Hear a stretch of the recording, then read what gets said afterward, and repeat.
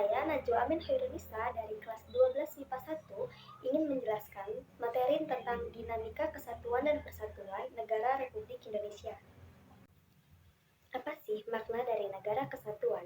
Menurut C.F. Strong dalam bukunya yaitu A History of Modern Political Constitution, negara kesatuan adalah bentuk negara di mana wewenang legislatif tertinggi dipusatkan dalam suatu badan legislatif nasional. Kekuasaan negara dipegang oleh pemerintah pusat. Pendapat C.F. Strong tersebut dapat dimaknai bahwa negara kesatuan adalah negara bersusunan tunggal, yakni kekuasaan untuk mengatur seluruh daerahnya ada di tangan pemerintahan pusat. Dalam negara kesatuan, hanya ada satu konstitusi, satu kepala negara, satu dewan menteri atau kabinet, dan satu parlemen. Negara kesatuan mempunyai dua sistem, yaitu sentralisasi dan desentralisasi. Dalam negara kesatuan bersistem sentralisasi, semua hal diatur dan diurus oleh pemerintah pusat, sedangkan daerah hanya menjalankan perintah-perintah dan peraturan-peraturan dari pemerintah pusat.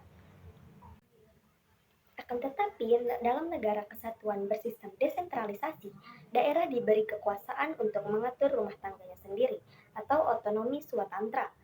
Untuk menampung aspirasi rakyat di daerah, terdapat parlemen daerah. Meskipun demikian, pemerintah pusat tetap memegang kekuasaan tertinggi. Bagaimana dengan karakteristik negara kesatuan? Karakteristik negara kesatuan Indonesia juga dapat dipandang dari segi kewilayahan. Pasal 25A Undang-Undang NRI tahun 1945 menentukan bahwa negara kesatuan Republik Indonesia adalah sebuah negara kepulauan yang berciri Nusantara, dengan wilayah yang batas-batas dan hak-haknya ditetapkan oleh undang-undang. Istilah Nusantara dalam ketentuan tersebut dipergunakan untuk menggambarkan kesatuan wilayah perairan dan gugusan pulau-pulau Indonesia terletak di antara Samudra Pasifik dan Samudra Indonesia, serta di antara benua Asia dan benua Australia. Selanjutnya, saya akan menjelaskan tentang persatuan dan kesatuan bangsa Indonesia pada masa Orde Baru pada tanggal 11 Maret 1966 sampai 21 Mei 1998. Kepemimpinan Presiden Soekarno dengan demokrasi terpimpinnya akhirnya jatuh pada tahun 1966. Jatuhnya Soekarno menandai berakhirnya masa Orde Lama dan digantikan oleh kekuatan yang baru yang dikenal dengan sebutan Orde Baru yang dipimpin oleh Soeharto. Ia muncul sebagai pemimpin Orde Baru yang siap untuk membangun kembali pemerintahan yang berdasarkan Pancasila dan Undang-Undang Dasar 1945 secara murni dan konsekuen. Prioritas utama yang dilakukan oleh pemerintahan Orde Baru bertumpu pada pembangunan ekonomi dan stabilitas nasional yang mantap. Ekses dari kebijakan tersebut adalah digunakannya pendekatan keamanan dalam rangka mengamankan pembangunan nasional. Selama memegang kekuasaan negara, pemerintahan Orde Baru tetap menerapkan sistem pemerintahan presidensial. Adapun kelebihan dari sistem pemerintahan Orde Baru adalah sebagai berikut. Yang pertama, perkembangan pendapatan per kapita masyarakat Indonesia pada tahun 1968 hanya 70 dolar Amerika Serikat dan pada 1996 telah mencapai 1000 dolar Amerika Serikat. Yang kedua, suksesnya program transmigrasi.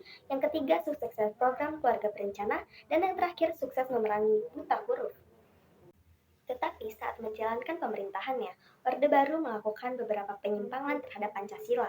Konstitusional yang paling menonjol pada masa Orde Baru adalah sebagai berikut. Pertama, pada bidang ekonomi. Penyelenggaraan ekonomi tidak didasarkan pada pasal 33 Undang-Undang 1945. Terjadinya praktik monopoli ekonomi, pembangunan ekonomi bersifat sentralistik, sehingga terjadi jurang pemisah antara pusat dan daerah. Yang kedua, bidang politik. Kekuasaan berada di tangan lembaga eksekutif. Presiden sebagai pelaksana undang-undang, kedudukannya lebih dominan dibandingkan dengan lembaga legislatif. Pemerintahan bersifat sentralistik, berbagai keputusan disosialisasikan dengan sistem komando. Tidak adanya kebebasan untuk mengkritik jalannya pemerintahan. Yang ketiga, bidang hukum. Perundang-undangan yang mempunyai fungsi untuk membatasi kekuasaan presiden kurang memadai, sehingga kesempatan ini memberi peluang terjadinya praktik KKN dalam pemerintahan supremasi. Hukum tidak dapat ditegakkan karena banyaknya oknum penegak hukum yang cenderung memihak pada orang tertentu sesuai dengan kepentingan. Hukum bersifat kebal terhadap penguasa dan konglomerat yang dekat dengan penguasa. Segala penyimpangan yang disebutkan di atas mengakibatkan negara Indonesia terjerembab pada suatu keadaan krisis multidimensional. Maka pada tanggal 21 Mei 1998, Presiden Soeharto menyatakan mengundurkan diri. Sebagai gantinya, B.J. Habibie yang ketika itu menjabat sebagai Wakil Presiden dilantik sebagai Presiden RI yang ketiga. Masa jabatan Presiden B.J. Habibie berakhir setelah pertanggungjawabannya ditolak oleh Sidang Umum MPR pada tanggal 20 Oktober 1999. Sekian penjelasan materi tentang dinamika persatuan dan kesatuan Negara Kesatuan Republik Indonesia. Semoga teman-teman mengerti tentang apa yang tadi saya jelaskan. Kurang lebihnya mohon maaf. Wassalamualaikum warahmatullahi wabarakatuh.